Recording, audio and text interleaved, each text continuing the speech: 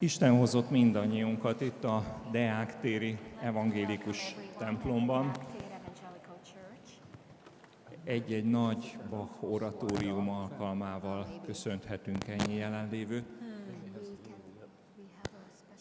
Nagy szeretettel köszöntöm Filip Yanceyt és kedves feleségét, akik talán mindannyiunk közül a leghosszabb utat tették meg azért, hogy itt létrejöhessen ez a találkozás.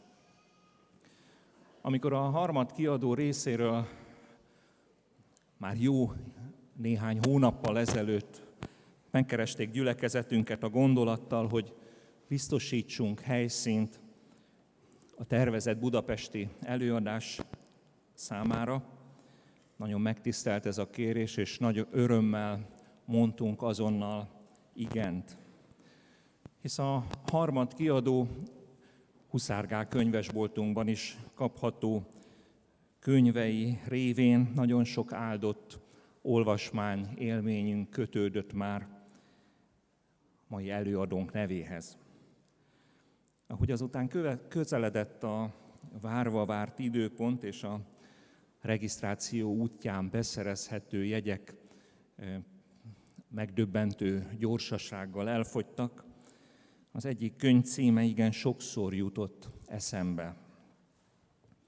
Kerülő utak a boldogsághoz.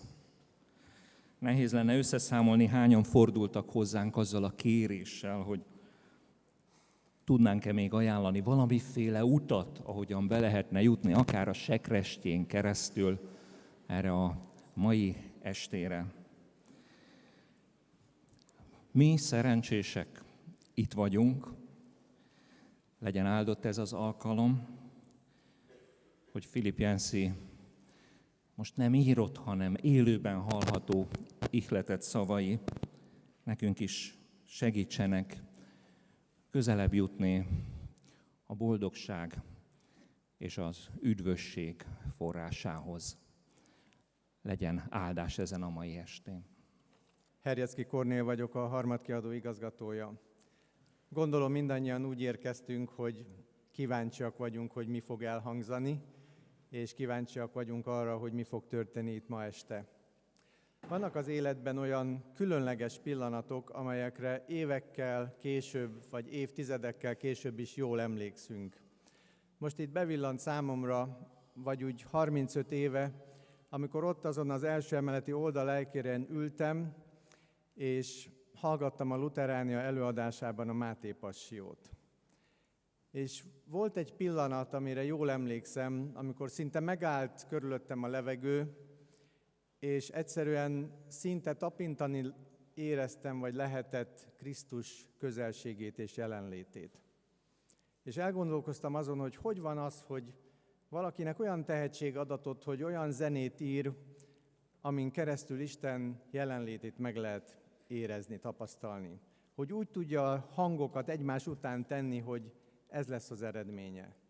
És magasztaltam magamban Istent, hogy ilyen bőkezűen osztogatja az ajándékait. Aztán vannak olyanok, akik nem hangokat, de szavakat vagy mondatokat tudnak úgy egymás után tenni, hogy ugyanez az eredménye. És hogy Isten jelenlétét és közelségét tapasztalhatjuk meg azáltal.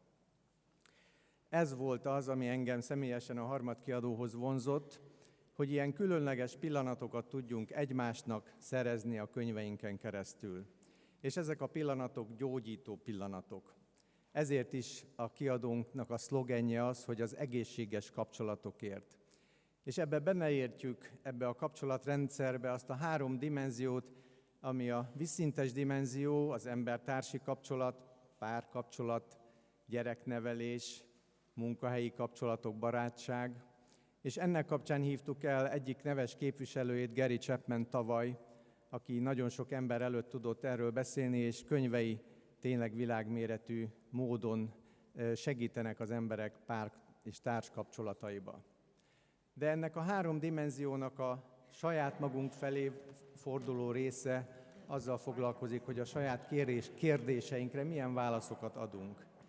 És a 3. dimenzió, ami fölfele mutat, az pedig keresi a kikutathatatlant. És ennek az utóbbi két dimenziónak egy neves képviselője és szakértője Philip Yancey, akit gondolom, hogy ha ennyien vagyunk együtt, nem kell bemutatnunk.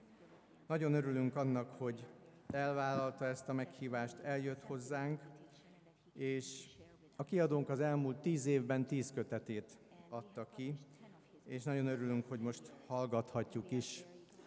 Nem reklámfogás, amit írtunk róla, hogy korunk egyik legmeghatározóbb keresztény szerzője, mert ez azt gondolom, hogy így igaz. De azon túl, hogy ő itt van, és az ő szavait hallgatjuk, ezen keresztül Istennel magával is találkozhatunk. És ez a kívánságom, kérésem és imádságom, hogy ez a ma este is legyen ilyen, hogy mindenki személyes üzenettel, Istentől kapott üzenettel térhessen haza. Nagy titok ez, hogy valósul meg, de pont ezért jöttünk ide ebbe a templomba.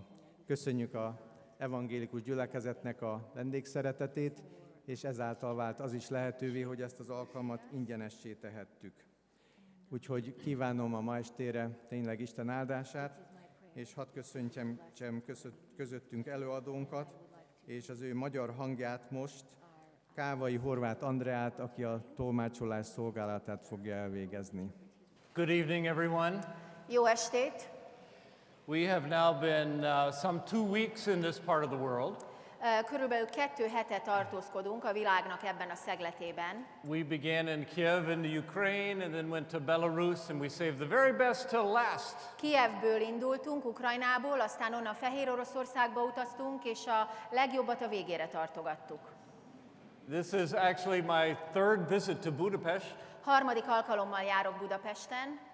The last one was in 2012 when you had the This is the Day event. A legutóbbi 2012-ben volt, amikor az Ez az a nap nevű eseményen voltam vendég. It was in the main sports arena here. I think there were 20,000 young people, and I spoke after the loudest rock band I have ever heard. Az arénában volt ez a rendezvény, és ha jól emlékszem, körülbelül 20 000 fiatal volt ott, és hát a létező leghangosabb rockzenekar után tartottam én előadást. So I feel much more comfortable with you here tonight. Ma este itt sokkal kényelmesebben érzem magam. I am a writer. I spend my life working with words, as Cornell said. Író vagyok, ahogyan Cornél is mondta, azzal telnek a napjaim, hogy szavakkal dolgozom. And so one day I decided, since I work in English, I need the best English dictionary in the world. És aztán volt egy nap, amikor úgy döntöttem, hogy mivel én ugye angolul írok, szükségem van a világ legjobb angol szótárára. So I researched it and I found out the best dictionary is the Oxford English Dictionary. It has every word in the English language. Úgyhogy utána jártam ennek a dolognak, és kiderítettem, hogy a legjobb angol értelmező szótár, ez az oxfordi szótár, abban minden egyes szó benne van, ami az angolban létezik. But then I found out that it comes in 20 volumes and costs $3,000 US. De aztán kiderült, hogy ennek 20 kötete van, és 3000 USA dollárba kerül. So I decided maybe I don't need the best English dictionary in the world. És akkor úgy döntöttem, hogy hát lehet, hogy még sincs nekem erre annyira nagy szükségem. However, one day I got a mailing, an advertisement. It said I could get the entire Oxford English Dictionary for $29. De aztán egy nap érkezett hozzám egy reklámanyag, amiben azt írták, hogy az egészet megvehetem 29 dollárért. I had to sign up for a book club and agree to buy 1 book a month for the rest of my life, but I didn't care. Ennek fejében csak be kellett iratkoznom, be kellett tagosodnom egy könyvklubba, és megígérni, hogy az életem hátralévő részében minden hónapban veszek egy könyvet, de ez nekem nem volt gond. This was a great deal and I wanted that dictionary. Hát ez nagyszerű üzletnek ígérkezett, és én nagyon vágytam arra a szótárra. So I signed up and one day I was so excited when the postman delivered the package. Úgyhogy be is tagosodtam ebbe a klubba, és aztán nagyon boldog voltam, amikor egy nap megérkezett a postás egy csomaggal. I was quite surprised at how small it was. De eléggé meglepődtem azon, hogy milyen pici volt ez a csomag. And then when I opened the package, this is what I saw. És amikor kinyitottam, akkor ezt láttam a csomagban.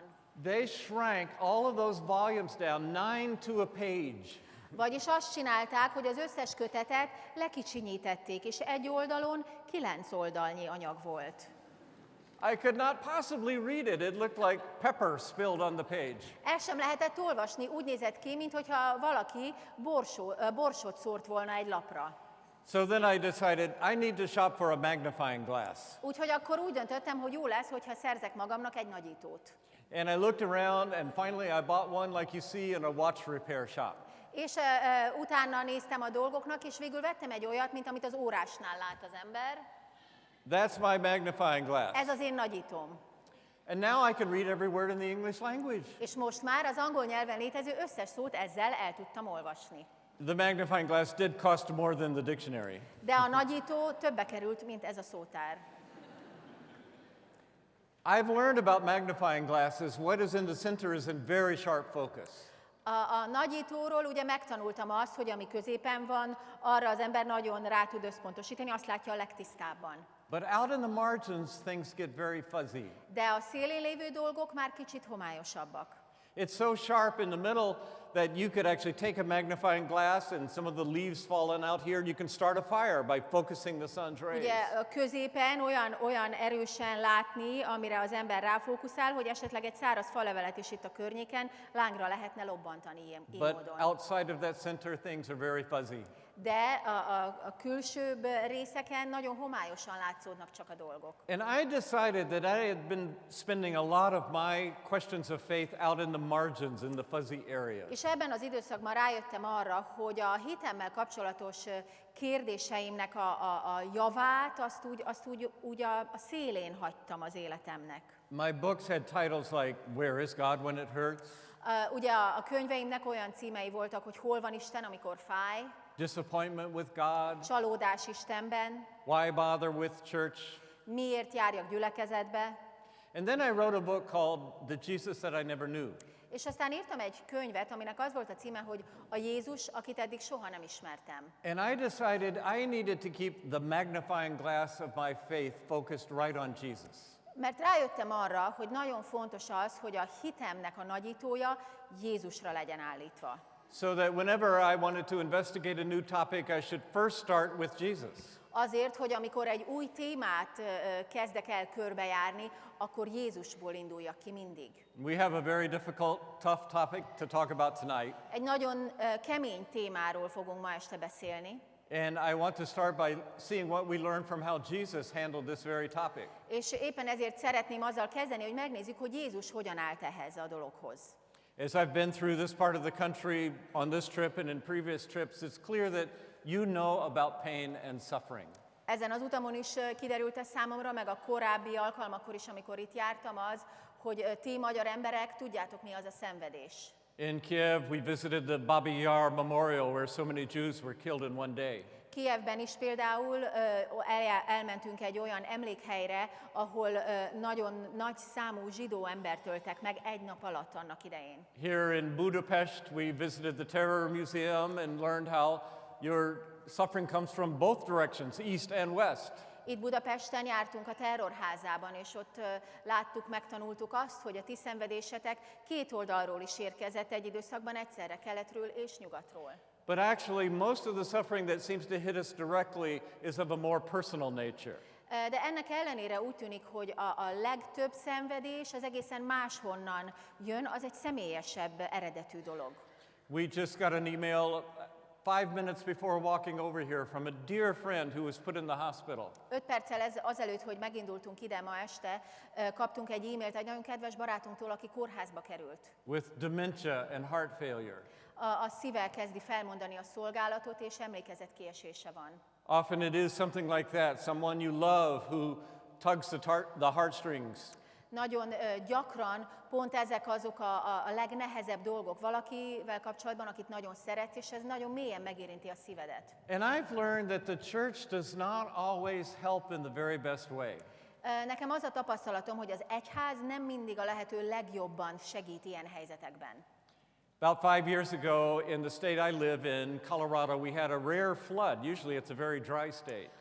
Körülbelül 5 évvel ezelőtt abban a szövetségi államban, ahol én élek, Colorádóban, ami egyébként egy relatív száraz vidék, eléggé nagy árvíz volt. We live right by a stream, and usually it's about 2 meters below our house.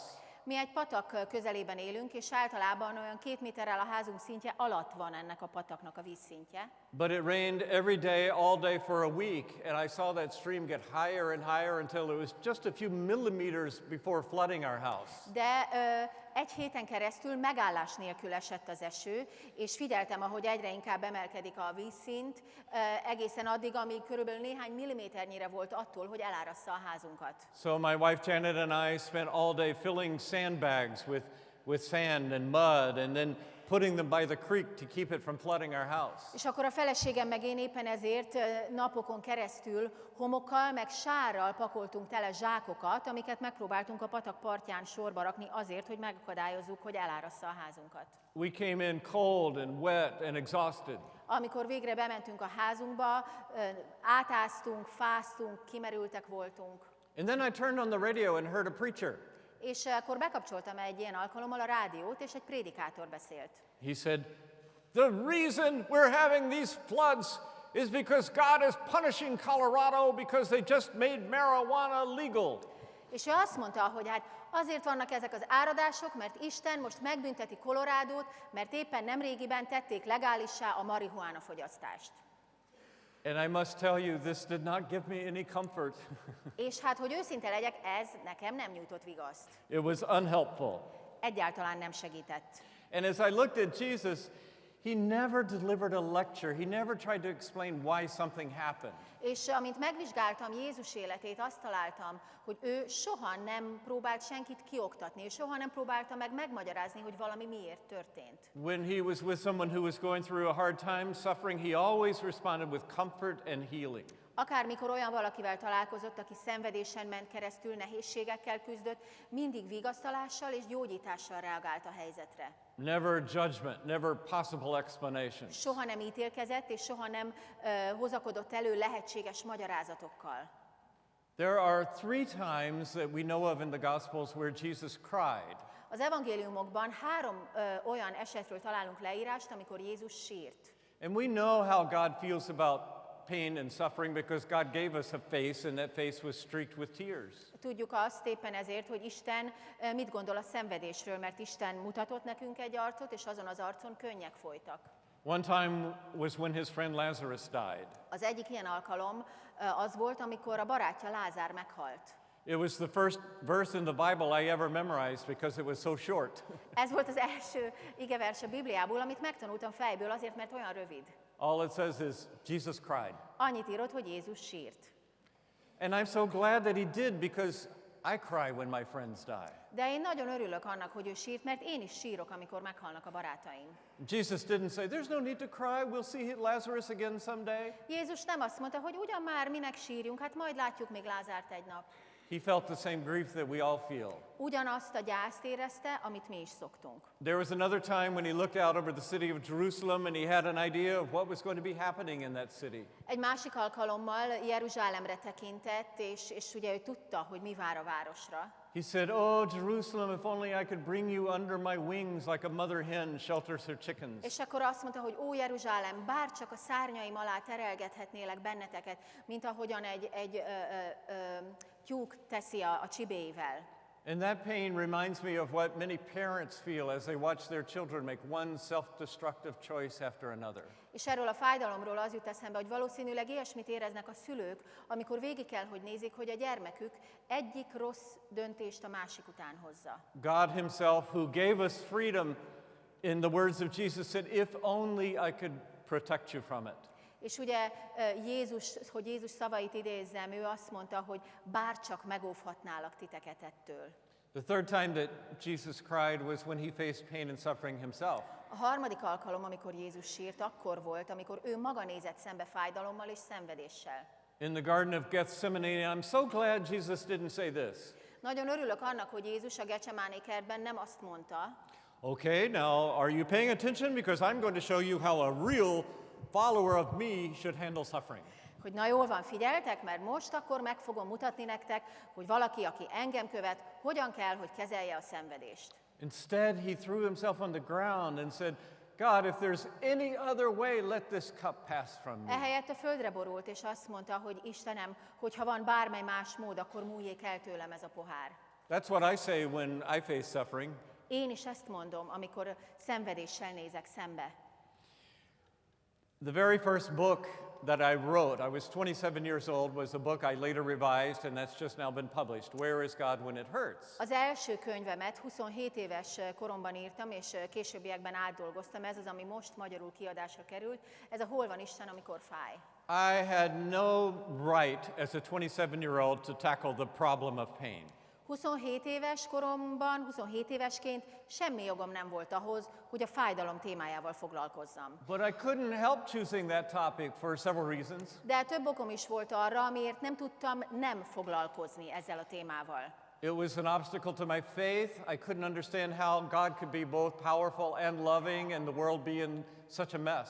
Ez akadályozta a hitemet, és küzdöttem azzal, hogy lehet az, hogy Isten valóban hatalmas, mindenható és szerető, és mégis a világban ekkora nagy zűrzavar van.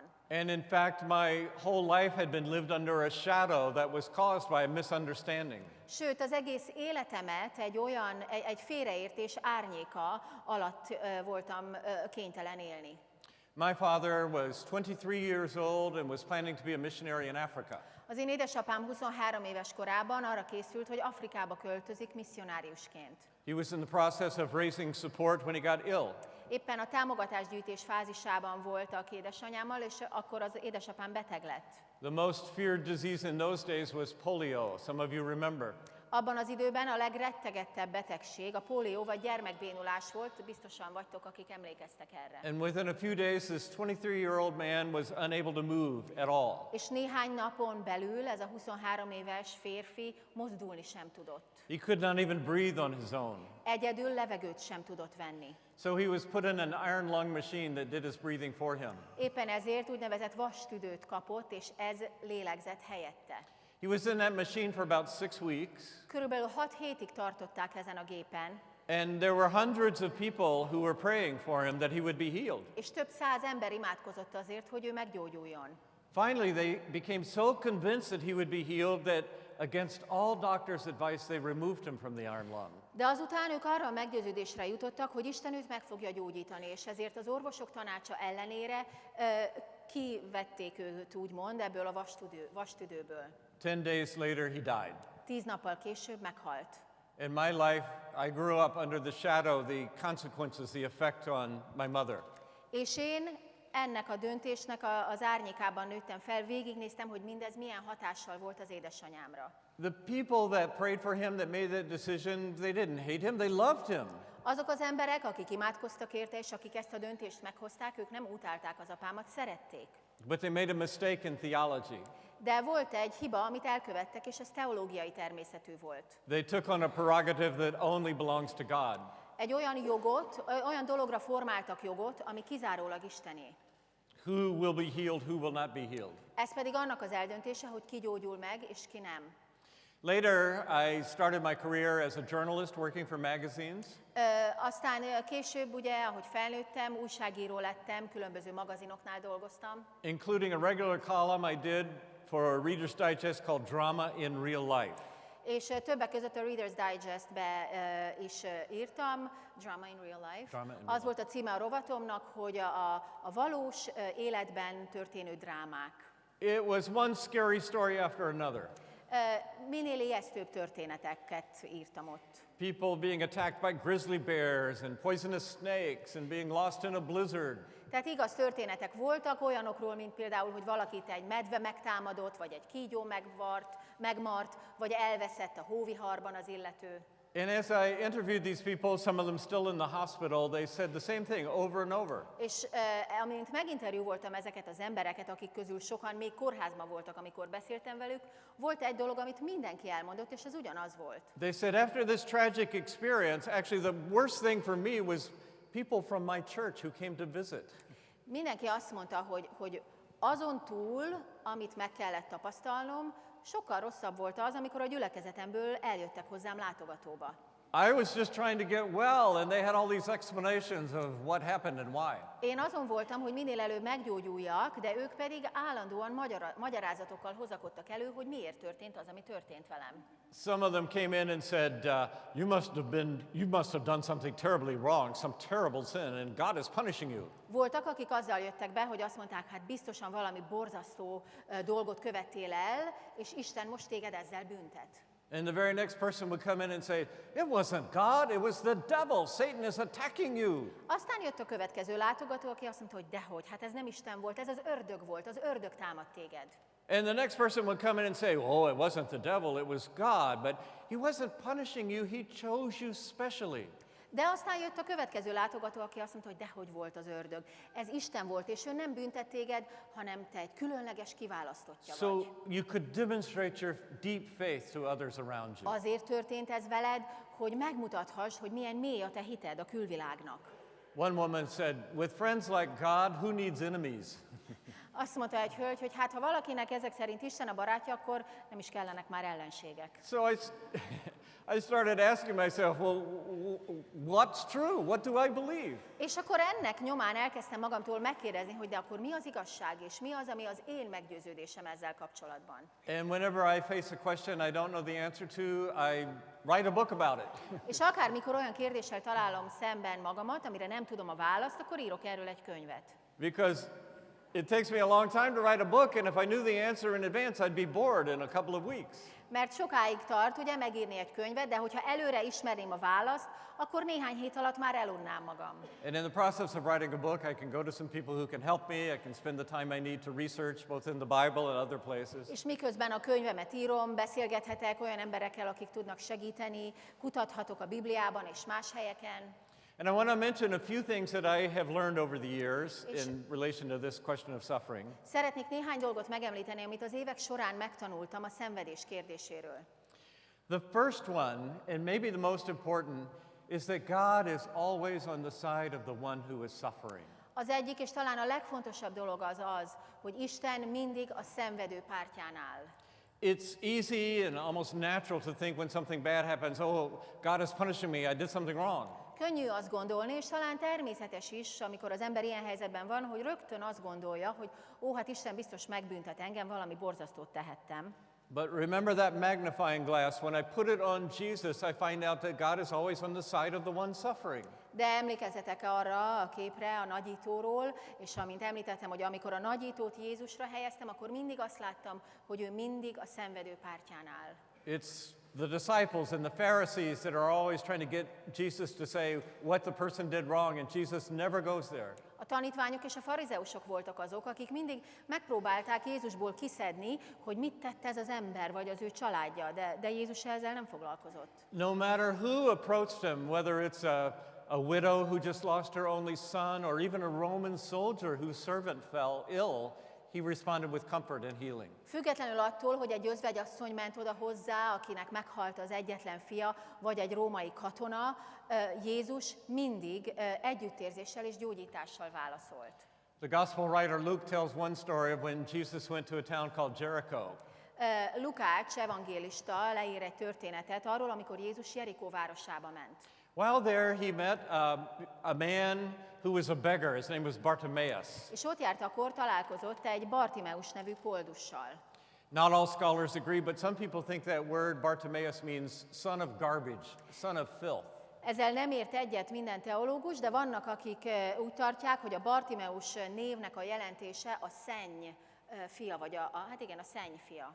So this guy, poor guy, started out with a disadvantage. Imagine if you go to school the first day and they say, what is your name? Szóval ez az ember már hátrányból indult. Csak képzeld el, hogy ez a neved, és az első nap az iskolában megkérdezik, hogy és téged hogy hívnak? My name is son of garbage. A szenny fia vagyok. And to make it worse, he was blind. És ami még nehezítette a helyzetet, hogy vak is volt. But he heard that this famous healer, this rabbi was in town, and there was a parade with all the VIPs in town, and Jesus at the center. De ugye hallotta, hogy itt van ez a híres gyógyító, a városában jár, és tudta, hogy a nagyon fontos emberekkel együtt Jézus most végigmegy a városon. So he called out, Jesus, son of David, have mercy on me. És éppen ezért felkiáltott, hogy Jézus, Dávid fia, könyörülj rajtam. And everybody tried to hush him up. Shut up, Bartimaeus. He's a VIP. He's an important man. He doesn't have time for you. Mindenki megpróbálta elhallgattatni, hogy maradj csendben, Bartimeus, hát ez itt egy nagyon fontos ember, neki nincs ideje veled foglalkozni. But Jesus always had time for blind beggars. De Jézusnak mindig volt ideje vakkoldusokra. And because I am a journalist still, I get to travel around the world. És mivel újságíró vagyok, még mindig az vagyok egyébként, sokszor utazom a világban mindenfelé. And I know that the church gets criticized a lot, and sometimes I do that myself. És tudom, hogy az egyházat gyakran kritizálják, és néha én magam is kritizálom az egyházat. But wherever I go in the world where there have been Christian missionaries, I find orphanages and hospitals and clinics and schools. Bárhová is megyek a világban, ahol jártak keresztény misszionáriusok, ott mindig vannak árvaházak, kórházak és iskolák. We have followed in Jesus' steps in reaching out to the poor, to the disenfranchised, the marginalized. Mi követjük Jézust abban, hogy azokkal foglalkozunk, akik a társadalom számkivetettjei. I've seen it here in Hungary, where I've seen the work that you're doing among refugees, among migrants, among gypsies. Láttam itt Magyarországon is ezt a gyakorlatban, láttam a munkát, amit itteni keresztények végeznek a menekültek között, vagy akár a roma lakosság körében. And I especially found it when in writing this book, met a man named Dr. Paul Brand. És amikor az említett könyvemet írtam, akkor találkoztam egy Paul Brand nevű emberrel. Dr. Brand is a surgeon. There he is in India, where he did most of his work. Brand doktor egy sebész, itt Indiában, egy Indiában készült képet láthattok róla, ő ott dolgozott a legtöbbet. He was first in his class at the best medical school in London.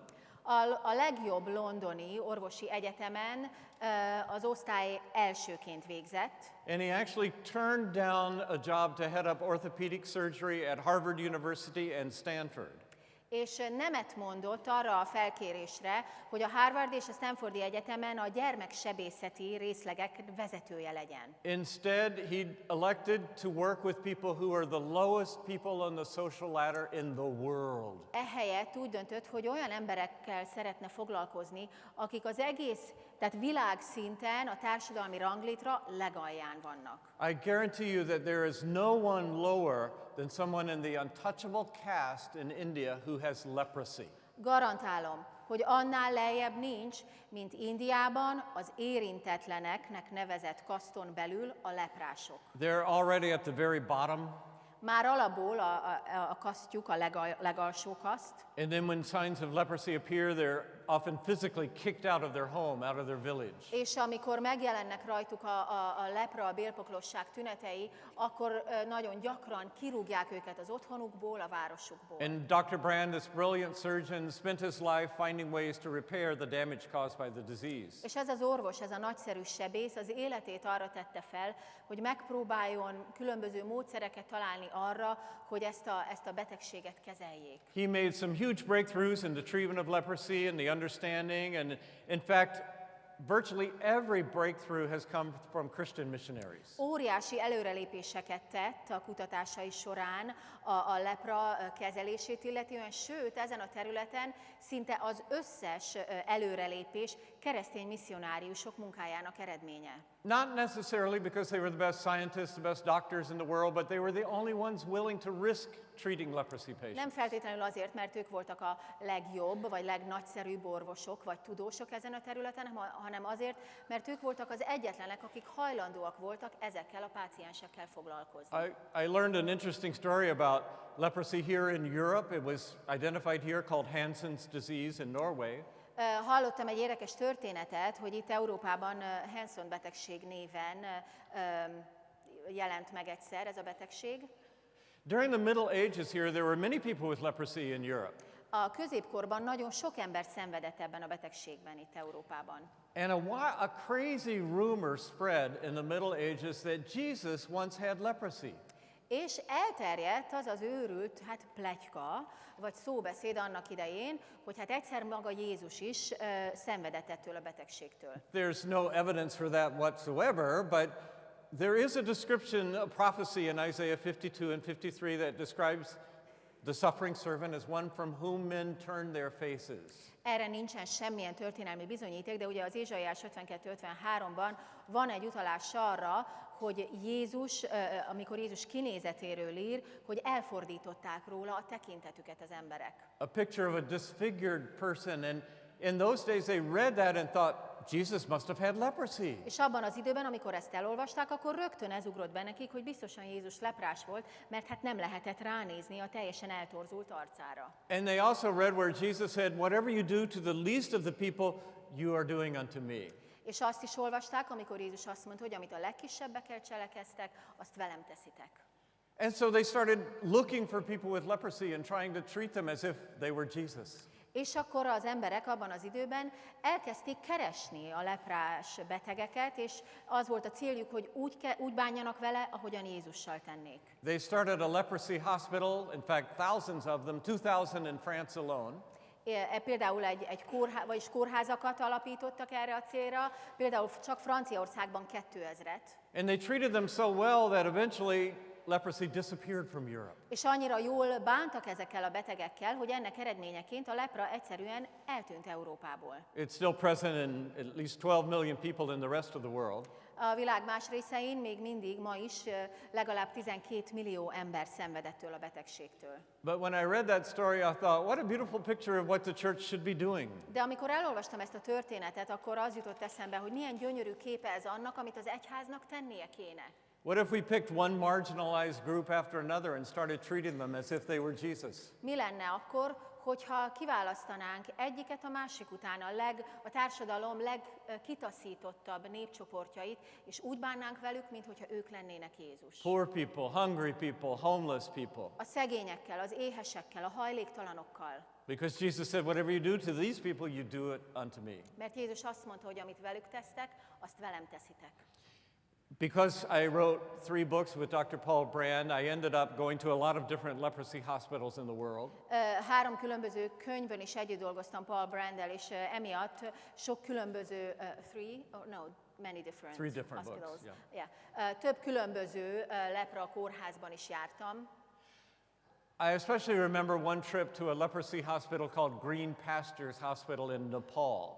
És különösen él emlékeim között az egyik nepáli kórházban tett látogatásom, amit úgy hívtak, hogy a zöld legelők kórház. We were being given a tour by a doctor and we walked in and there was a courtyard about as long as this church. Egy ottani orvos vezetett minket körbe, és egy ilyen belső udvarszerűbe vezetett bennünket, ami kb. Akkora volt, mint ez a templom. And at the back of that courtyard, I saw a woman, I just got to say, she's maybe the ugliest human being I've ever seen in my life. És annak az udvarnak a leghátsóbb részében megláttam egy nőt, akiről azt kell mondanom, hogy valószínűleg a legcsúnyább emberi lény volt, akit életemben láttam. The disease, leprosy, had ravaged her body.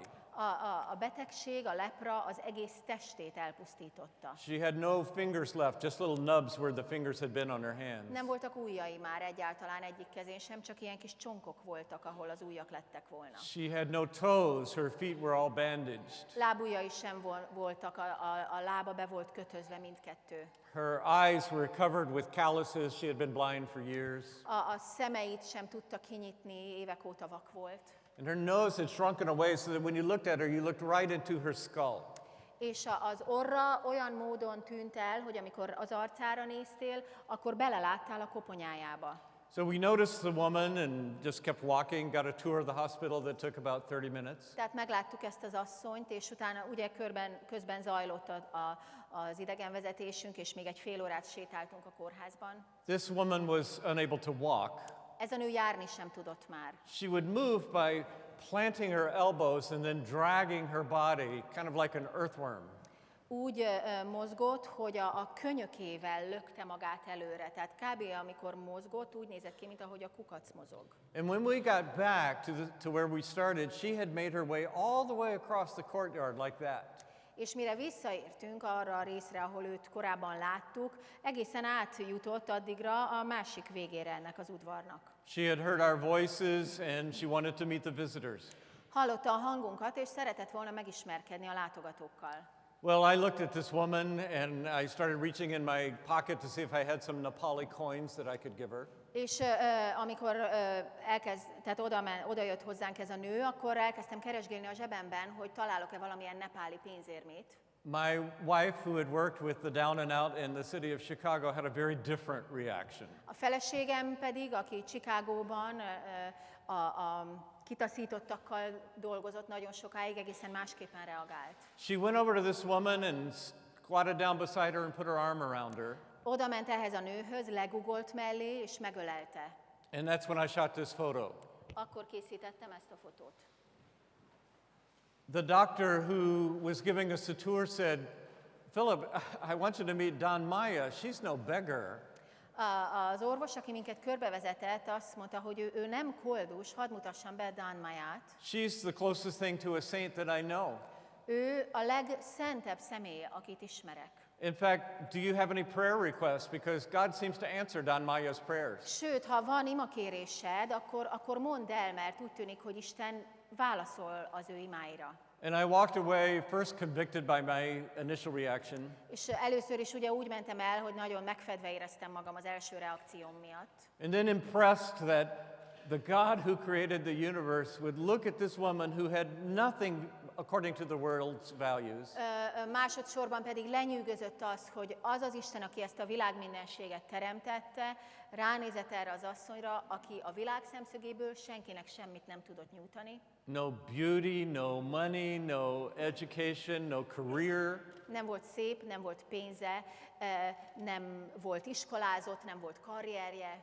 And God said, I can make a very comfortable home in Dan Maya. Isten pedig úgy gondolta, hogy nagyon kényelmes otthonom lesz nekem Dan Maya. Wherever I go in the world, I see the trail of the gospel as good news, taking people who are nobodies and making them into somebodies. És bárhol is járok a világban, pontosan ezt látom, hogy Isten olyan embereket, akik senkinek számítanak, valakivé teszi.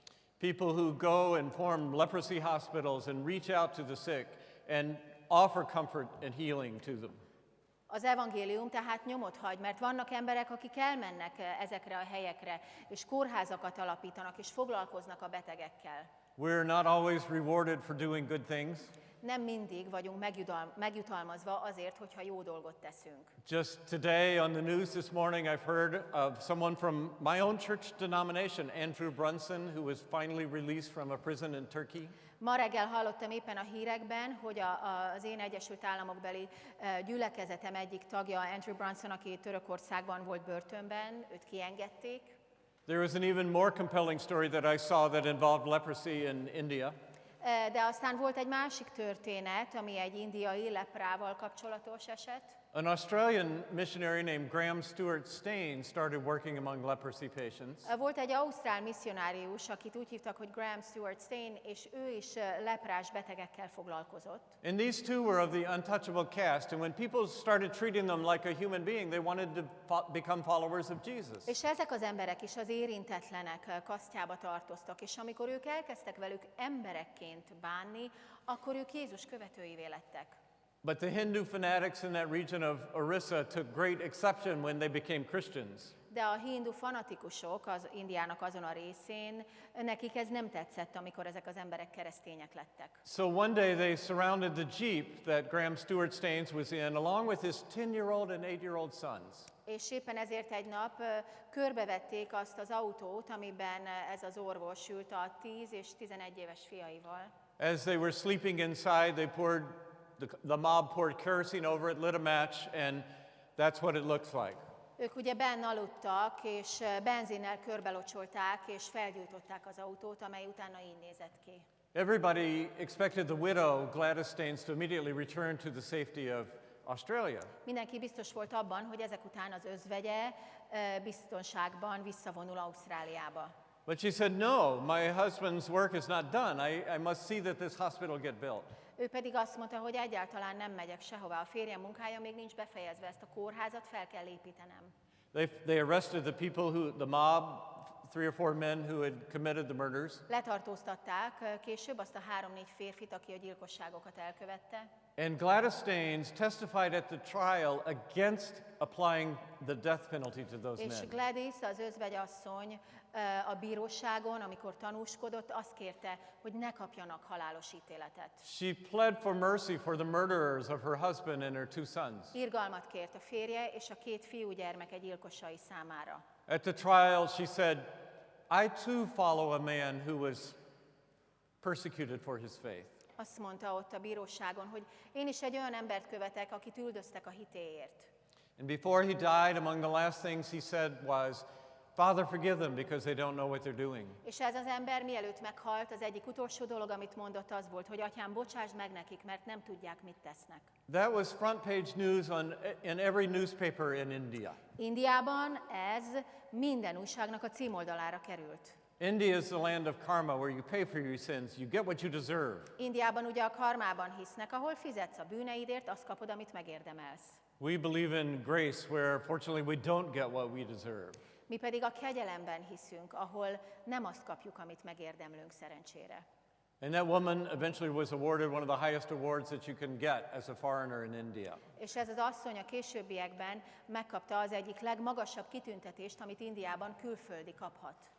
Again and again, all the way through the Gospels, and as I've seen it work out in real life, I see how important it is to understand that God is always on the side of the one who's suffering. Az evangéliumokban is, és a mindennapi életben is újra és újra azt látom, hogy Isten mindig a szenvedő pártján áll.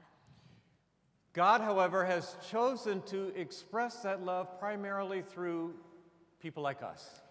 Viszont Isten úgy döntött, hogy ezt a szeretetet elsősorban olyan embereken keresztül nyilvánítja ki, mint amilyenek mi vagyunk. To develop communities of grace and acceptance and love and practical help. Azért, hogy a kegyelem, a szeretet, az elfogadás és a gyakorlati segítség közösségei alakuljanak ki. Because I wrote a book with a title like Where is God When It Hurts, I'm invited sometimes to speak in very tragic places. Mivel írtam egy olyan könyvet, ugye, aminek az a címe, hogy Hol van Isten, amikor fáj, időnként meghívnak, hogy olyan helyeken beszéljek, ahol nagyon tragikus dolgok történtek. In 2012, the same year I last came to Budapest, I also went to Japan. 2012-ben, ugyanabban az évben, amikor legutóbb Budapesten jártam, Japánban is voltam.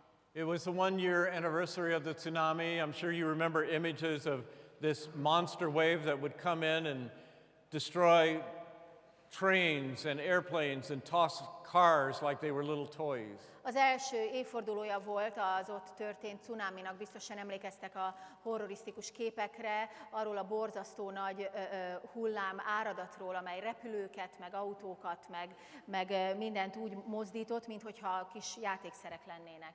We visited the site where there had been a church, now there was nothing left, and in the background there used to be a forest, now there's one tree standing. Elmentünk erre a helyszínre, ahol valamikor egy templom állt, de most nincs ott semmi, és a templom mögött valamikor erdő volt, most egyetlen fa maradt ott. And you may know that there aren't very many Christians in Japan, maybe 1, maybe 2% of the population at most. És valószínűleg nem tudjátok, hogy Japánban, vagy valószínűleg tudjátok, hogy Japánban nagyon kevés keresztény van, körülbelül a lakosság 1-2%.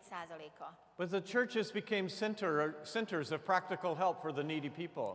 De ezek a gyülekezetek a gyakorlati segítség központjaivá lettek ebben az időben. They became distribution centers for food and shelters where you could sleep on a mat. Ételt osztottak és szállást adtak matracokon a rászorulóknak.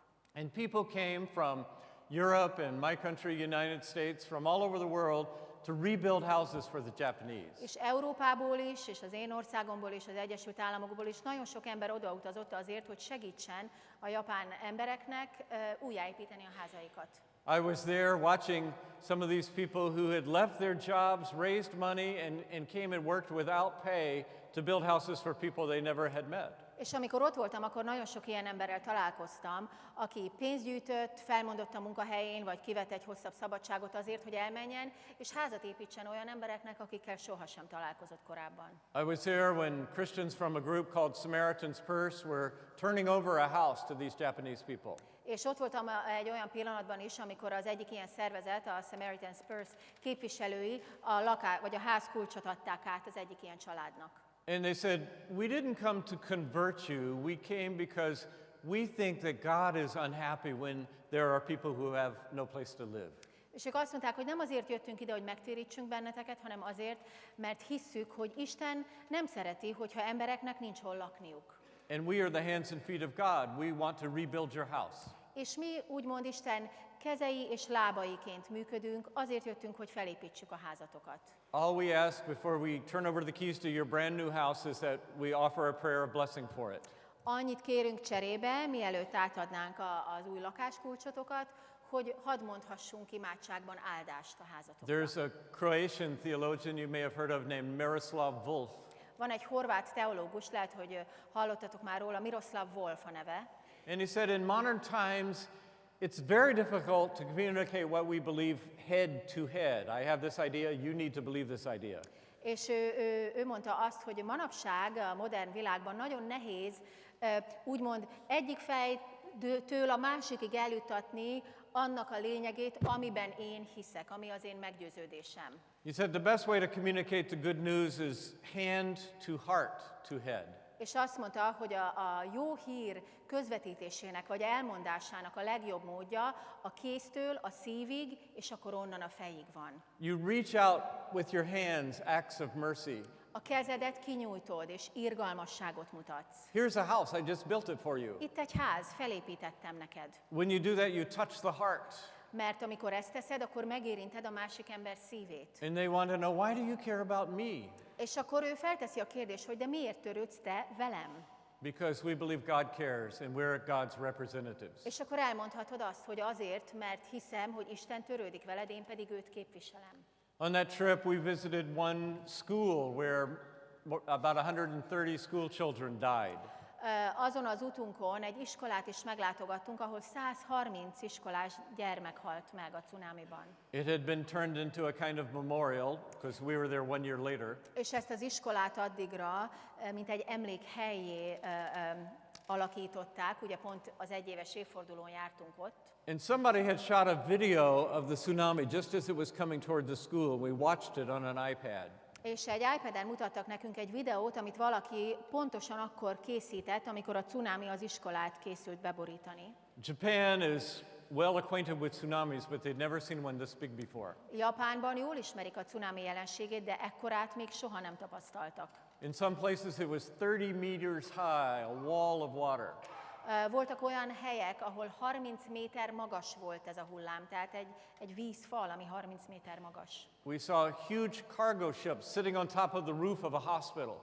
Láttunk például olyat, hogy hatalmas teherszállító hajót ez a hullám feldobott egy kórház tetejére. Swept there by the ocean. Az óceán vitte oda.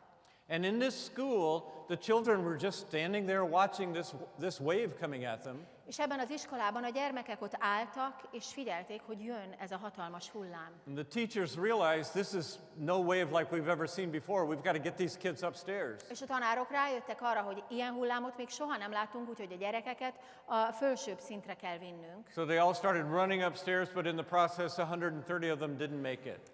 És elkezdtek mindenkit felfelé terelni, de 130-an nem jutottak fel a tetőre. The school was now a memorial, and they left everything exactly as it was. És az iskola most egy emlékhelyé lett átalakítva, és minden pontosan úgy van, ahogyan aznap volt. You could see the marks of how high the sea came, leaving mud marks on the walls. Látszik a falon, hogy meddig emelkedett a tengerszint. There were still lessons on the bulletin board and children's drawings on the blackboard. Még mindig ott voltak gyermekrajzok a táblán, meg az információs falon ott maradtak dolgok, amik aznap is kint voltak.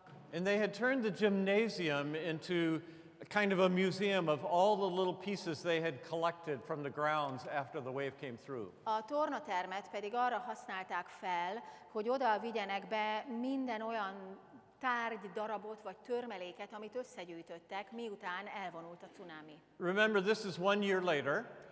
Tehát emlékezzetek rá, mondtam, 1 évvel később járunk. But in that gymnasium, we saw this woman, single woman, sitting there going through boxes.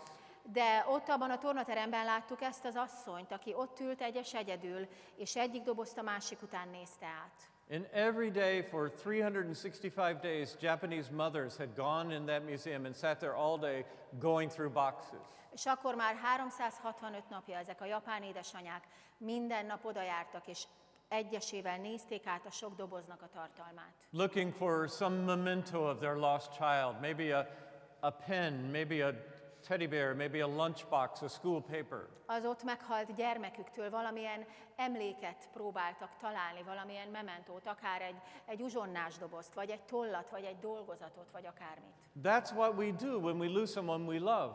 Amikor elveszítjük egy szerettünket, akkor mi is ezt tesszük.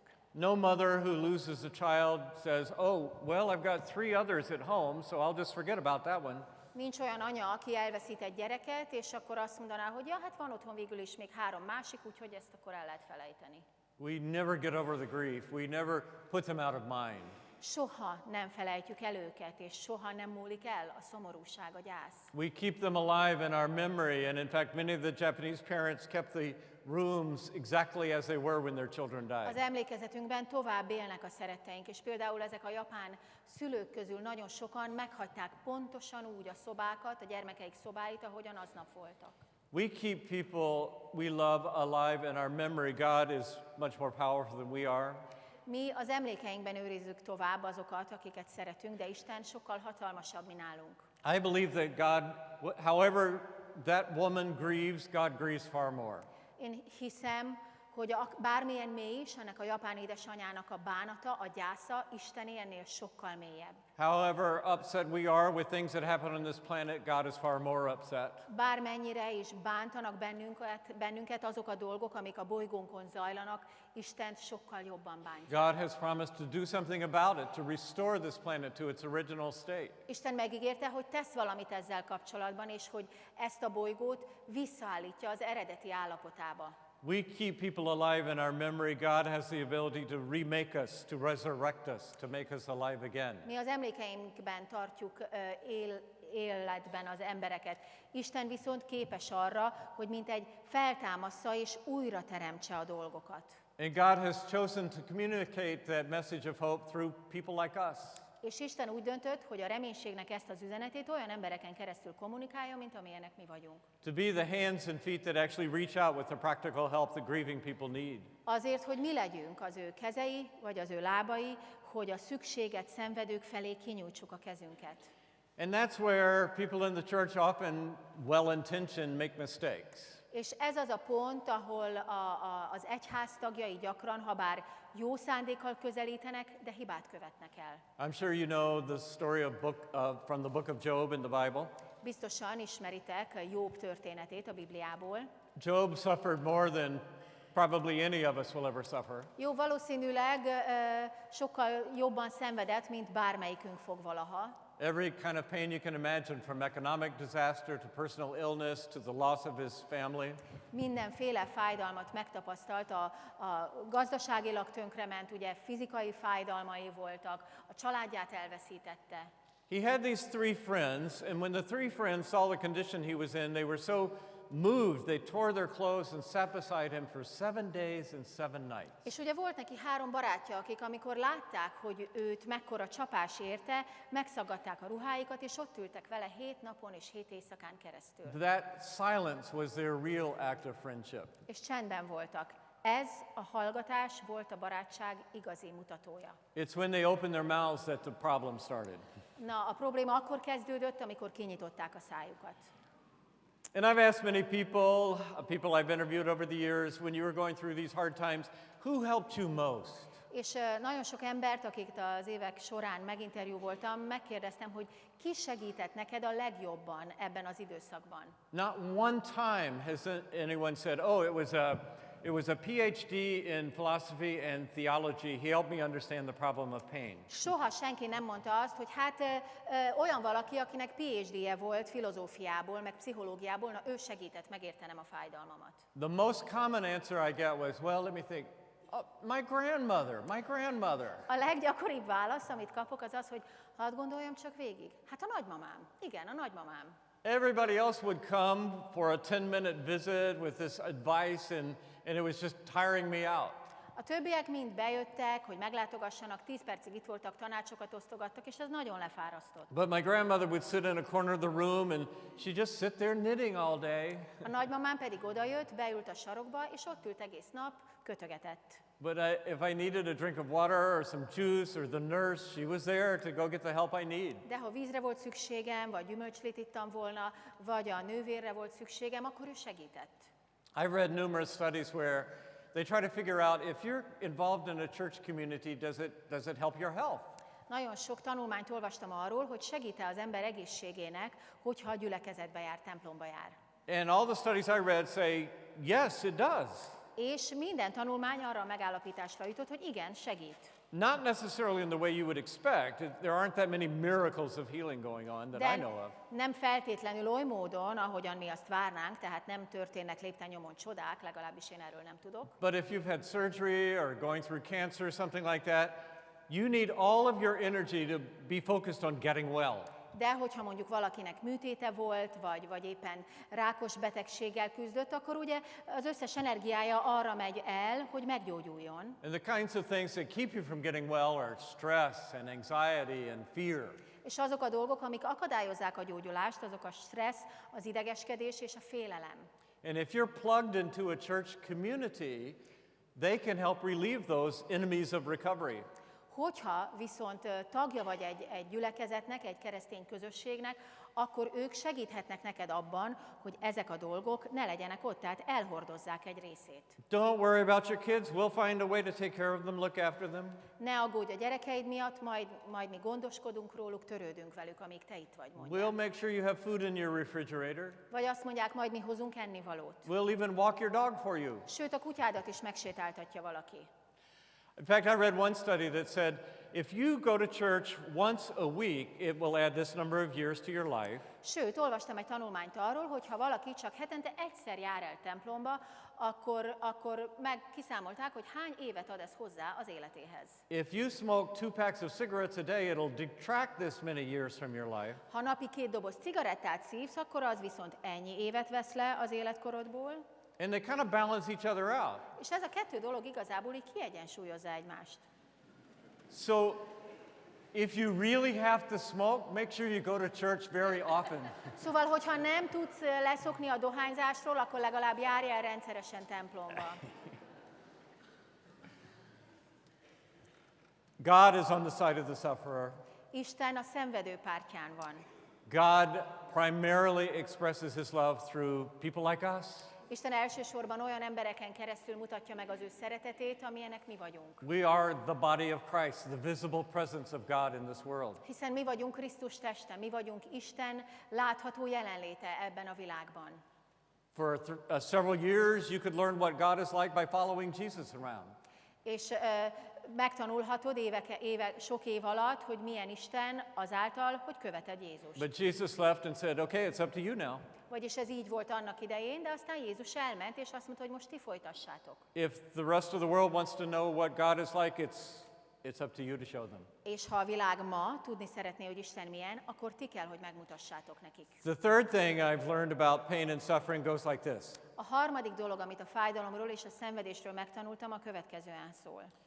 We're asking the wrong questions. Rosszak a kérdéseink, rosszak a kérdések, amit felteszünk. Remember the magnifying glass of Jesus, and I look at how Jesus treats people who are going through tough times. Emlékeztek ugye a nagyítóra is, hogy nagyítón keresztül vizsgáltam meg azt, hogy Jézus hogyan bánt az emberekkel. Again and again, the disciples and the Pharisees have these questions. A tanítványoknak és a farizeusoknak újra és újra ugyanazok voltak a kérdéseik. And we do too. És nekünk is. They want to look backward and find out why did this happen? Who caused it? What's going on here? Ők mindig vissza akartak nézni, hogy de mi történt? Ki okozta ezt? Ki a hibás ezért? And I've looked at every passage in the Bible, and my answer is I don't know. És én megvizsgáltam az összes ezzel kapcsolatos igerészt a Bibliában, és arra válaszra jutottam, hogy nem tudom. God didn't even explain things to Job, who of all people who have ever lived deserved an answer. Isten még Jobbnak sem magyarázta meg a dolgokat, pedig ha valaki rászolgált volna egy ilyen válaszra a világ történelem során, akkor az ő volt. It's if he said, Job, you think you can understand how to run the universe? Ez olyan, mintha azt mondta volna Jobbnak Isten, hogy Jobb, azt gondolod, hogy te fel tudod fogni, hogy hogyan kell a világ mindenséget irányítani? It's like trying to explain Einstein's theory of relativity to your cow. Ez olyan, mintha a relativitás elméletet, Einstein relativitás elméletét próbálnád a tehenednek megmagyarázni. That's not your job. My job is running the universe. Hát ez ugye nem a te feladatod, az én feladatom az, hogy irányítsam a világ mindenséget. Your job is to trust me. Jobb, a tiéd pedig az, hogy bízzál bennem. And again, when The disciples and others are looking backwards. Why did this happen? Who caused it? És minden alkalommal, amikor a tanítványok meg a többiek a múltban keresgéltek, hogy de miért történt ez, és ki az okozója, Jesus would simply ignore that question and point them forward. Okay, now that it has happened, how will you respond?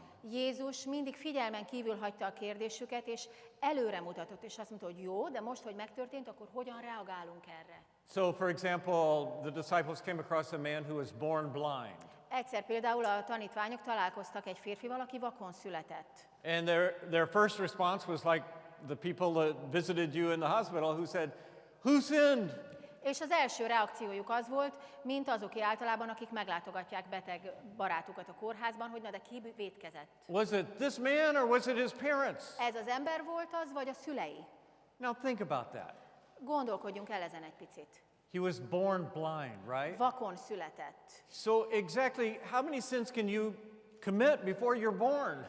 Szóval hány bűnt lehet elkövetni, mielőtt az ember megszületik? Or if it was his parents, that's grossly unfair for him to be punished for something that his parents did. Vagy hogyha a szülei voltak, hát akkor meg teljesen igazságtalan az, hogy őt büntetné Isten olyan valamiért, amit a szülei tettek. Jesus never even tried to answer a question like that. Jézus soha meg sem próbálta megválaszolni az ilyen kérdéseket. He said, "This man has the opportunity to show the works of God manifest in him." Ő annyit mondott mindössze, hogy ennek az embernek megvan a lehetősége arra, hogy meglátszódjanak az életében Isten cselekedetei, Isten munkája meglátszódjon. And I've seen that happen occasionally in dramatic miracles of healing, as happened to this blind man. És időről időre láttam ilyen drámai gyógyulásokat, mint ahogyan ez megtörtént ezzel a vakemberrel is. But they're called miracles for a reason. They're not that common. They're not every day. De ugye megvan az oka annak, hogy ezeket miért nevezzük csodáknak, mert nem mindennapos események, nem szokványos dolgok. Even more impressive to me is when someone takes a terrible thing that's happened to them and turns it into a good thing, a kind of calling. Nekem ennél még sokkal lenyűgözőbb az, amikor valaki egy olyan borzasztó dolgot, ami történt vele, egy jó dologgá képes változtatni, és az elhívásának tekinti. One of the first articles I ever wrote was on a young woman who was training to be an Olympic athlete. Az egyik első cikkem egy fiatal hölgyről szólt, aki éppen az olimpiára készült, atléta volt. She went diving one day, and what she didn't know was there was a rock at the bottom of exactly where she was diving. És éppen arra készült, hogy beleugrik magasról a tengerbe, vagy egy tóba, és nem tudta, hogy ott alul van egy szikla. She hit her head and broke her neck. Megütötte a fejét, eltörte a nyakát. And when I interviewed her, she was completely paralyzed, couldn't move her arms or her legs. És amikor meginterjú voltam, teljességgel mozgáskorlátozott volt, a karjait se, a lábait se tudta mozgatni. Sitting in a wheelchair. Egy tolószékben ült. She was almost a teenager herself. Szinte tinédzserkorú volt.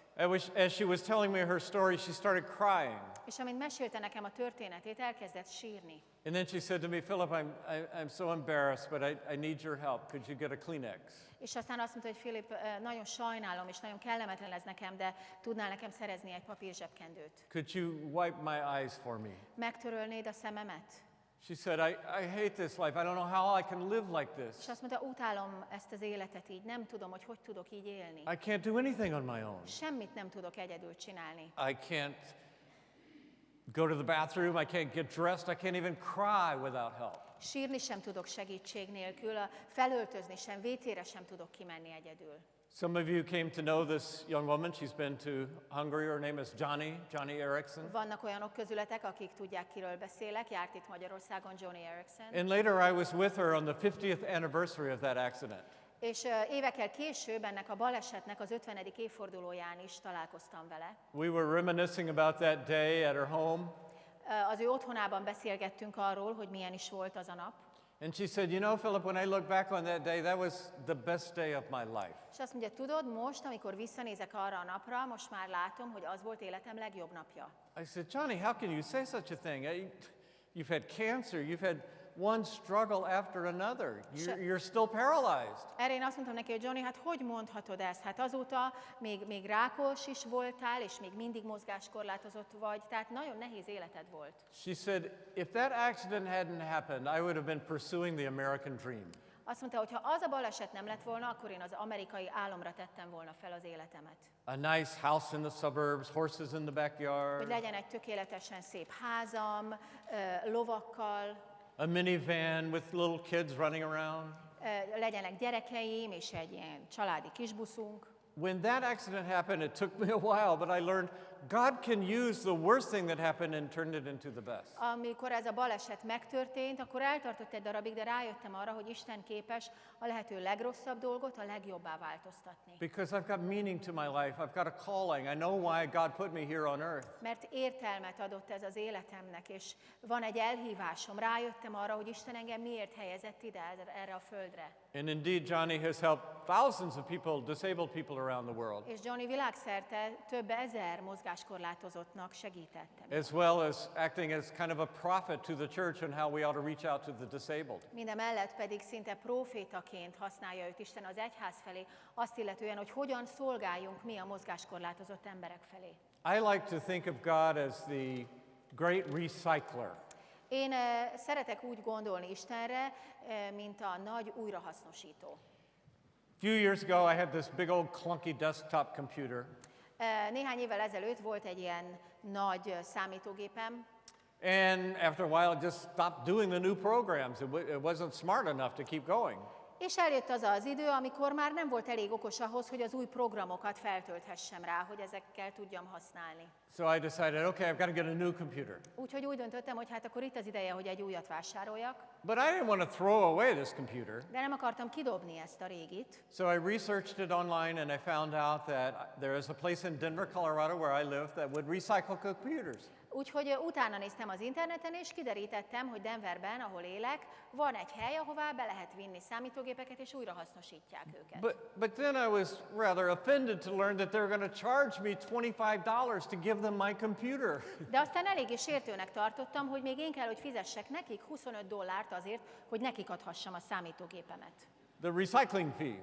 Ez az újrahasznosítási díj. And so I took it down there and reluctantly, bitterly paid my money. Ennek ellenére odavittem, és hát elég nagy keserűséggel a szívemben kifizettem ezt az összeget. And I'm sure they sent it to somewhere like the Philippines, and people meticulously unscrewed every little screw. És biztos vagyok benne, hogy onnan tovább küldték mondjuk a Fülöp-szigetekre, ahol aprólékosan szétcsavarozták az egészet. And scraped out of it little pieces of gold and rare minerals. És kiszedték belőle a kicsi részecskéket, amin egy pici arany van, vagy valamilyen ásvány.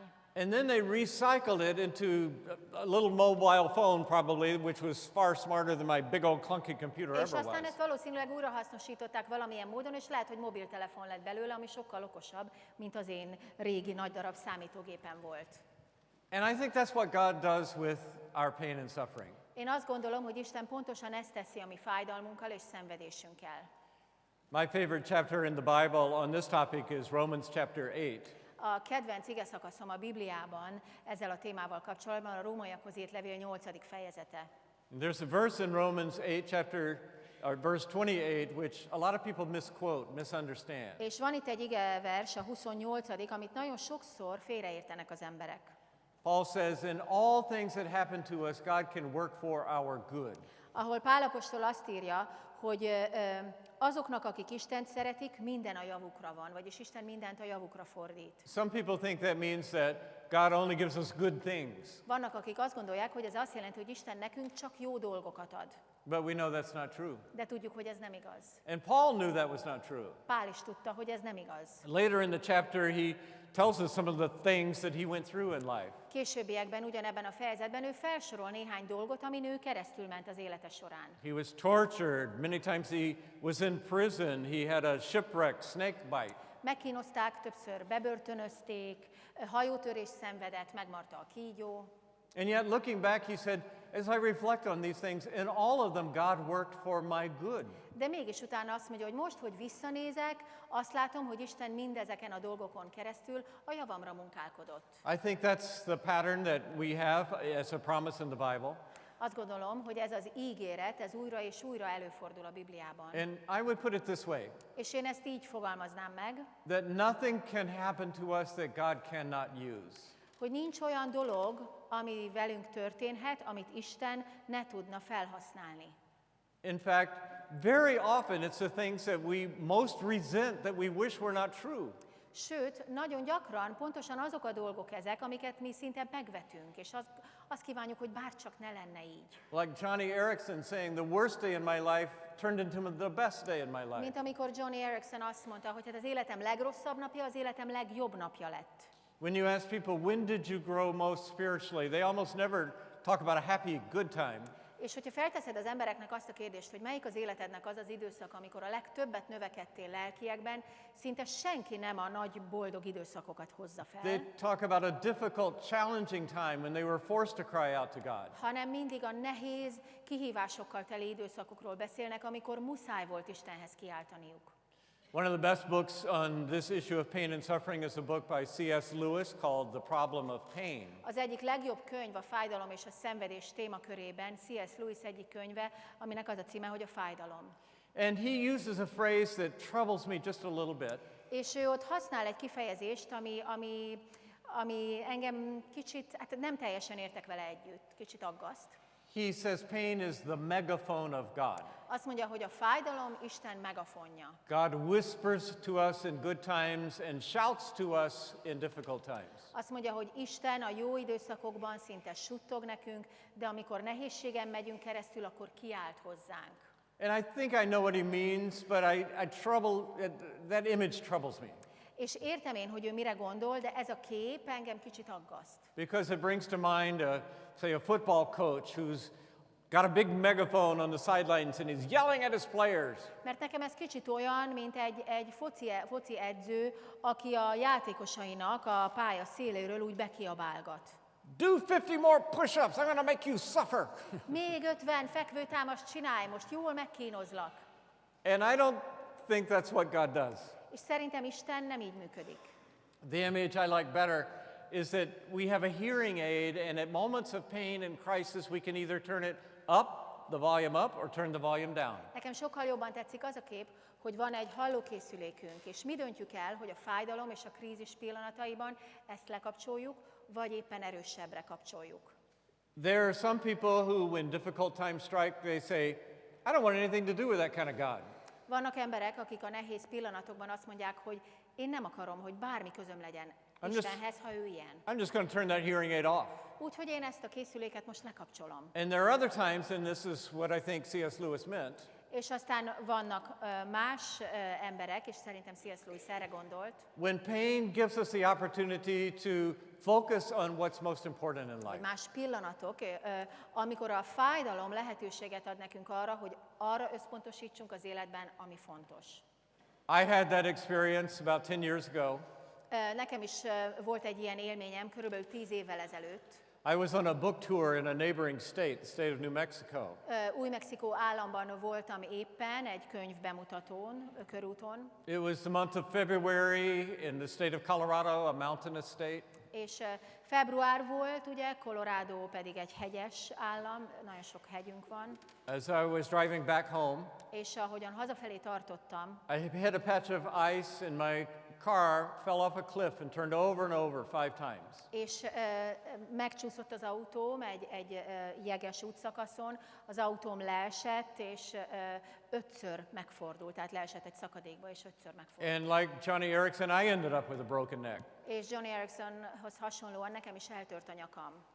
And I remember as I talked to the doctor, he seemed to be a very good doctor, És emlékszem arra, amikor az orvossal beszélgettem, aki egyébként jó orvosnak tűnt, but he was really bad at bedside manner. de hát nem volt egy diplomata. I said, he came in and said, well, Mr. Yancey, this is serious. You've got a broken neck. Bejött, és azzal kezdte, hogy hát, nos, Yancey úr, ez nagyon komoly dolog, magának eltört a nyaka. I said, well, am I going to be paralyzed? És mondtam, hogy akkor le fogok bénulni? And he said, I don't think so. It's not right next to your spinal cord. Azt mondta, nem hiszem, mert éppen nem ott van a gerincénél a sérülés. And I said, oh, that's good. És mondtam, hogy oké, akkor ez jó. And he said, not really. It's right next to a major artery. Azt mondta, hogy hát annyira nem, mert egy fő artéria mellett van a törés. And the bone is in several sharp pieces. És a csont az sok apró darabkára törött. And if it's punctured that artery, És ha ez megszúrja ezt az artériát, well, we have a jet standing by to fly you to Denver for emergency surgery. Nos, hát vár itt egy helikopter, amivel, hogyha kell, akkor rögtön elviszik ön Denverbe sürgős műtétre. But just between you and me, if that artery has been punctured, you're not going to make it to Denver. De hogyha őszinte legyek, hogyha átszúrja a csontdarabka ezt az artériát, maga nem éri meg, hogy odaérjen Denverbe. So here's a mobile phone. You should call the people you love and tell them goodbye, just in case. Úgyhogy itt egy mobiltelefon, hívja fel a szeretteit, és búcsúzzon el tőlük minden esetre. Thus began the longest day of my life, Így kezdődött életem leghosszabb napja. which I spent strapped to a body board, unable to move. Teljesen le voltam kötözve, mozdulatlanul. And as I'm lying there, I'm thinking, oh my, let's see, this is my last chance. I'm a Christian writer. Maybe I can come up with one more article. És ahogyan ott feküdtem, azon gondolkodtam, hogy hát ez életem nagy lehetősége, végül is én egy keresztény író vagyok, lehet, hogy most egy nagyszerű cikknek az ötlete fog eszembe jutni. And I realized there weren't that many things worth thinking about when you only have maybe a few minutes or an hour to live. És rájöttem arra, hogy igazából nincsen olyan sok dolog, amin az ember gondolkodhat, amikor minden bizonnyal csak néhány perce, vagy maximum egy órája van még hátra az életéből. Things that we worry about, like, did you hear how far the stock market fell yesterday? Szóval azok a dolgok, amik miatt aggódni szoktunk, hogy hallottad, mi történt a tőzsdén tegnap. If you're going to die in an hour, it doesn't really matter. Ha egy óra múlva meghalsz, akkor az már nem számít. How many books have been sold? It never occurred to me. Hány könyvet adtam el vajon eddig? Eszembe se jutott. I could only think of 3 things worth my time. 3 dolog jutott eszembe, ami megérte, hogy foglalkozzak vele. Who do I love? Kit szeretek? Who will I call and say goodbye to? Kit hívjak fel, hogy elbúcsúzzak tőle? Who do I love? What have I done with my life?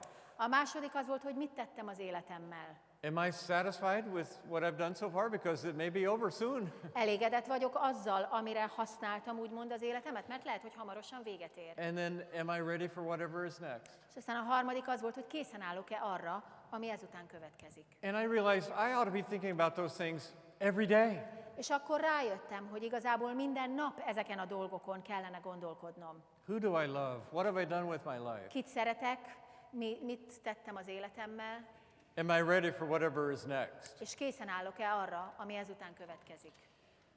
That experience became for me a time to turn up my hearing aid. Ez az élmény egy olyan időszak volt, amikor feljebb tekertem a hallókészülékemet. Now, I don't believe that God reached down with his finger and flicked my car so that it rolled off the cliff. Nem gondolom, hogy Isten akkor ott, mint egy lenyúlt az égből, és így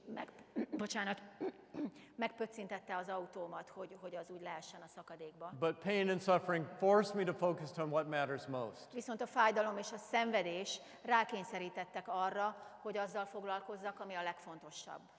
And I'm going to close with some of the words that Paul wrote as he looked back on his life.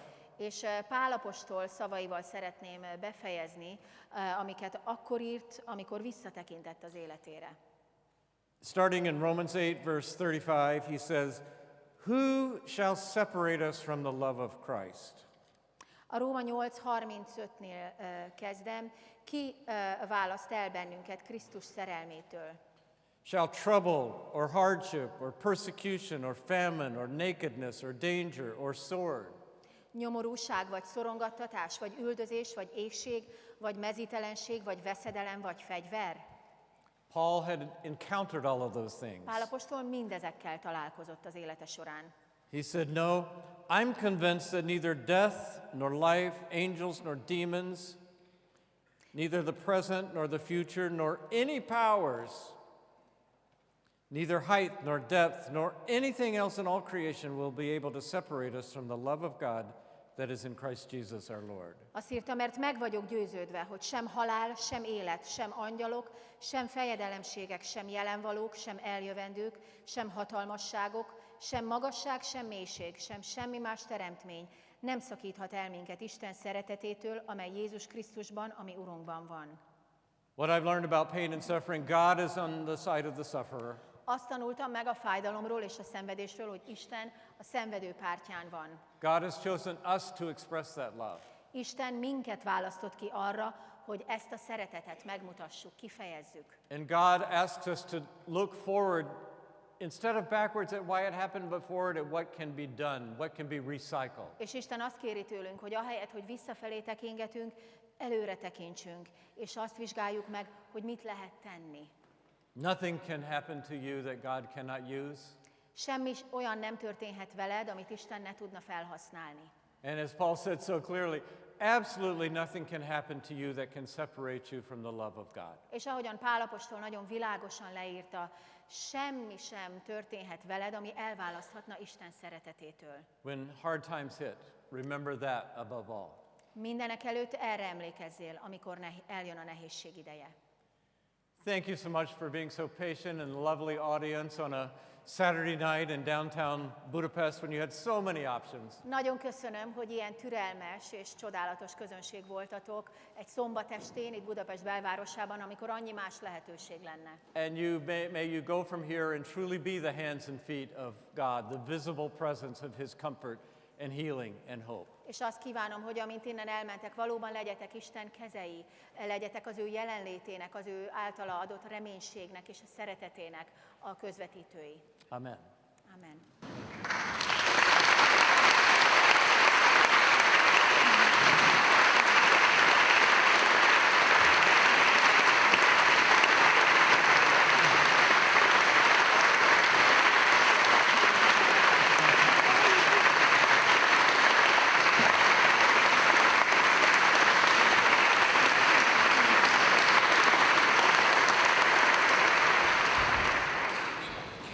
Azt hiszem, mindannyiunk nevében megköszönhetem, Filip, hogy eljöttél és elmondtad ezeket.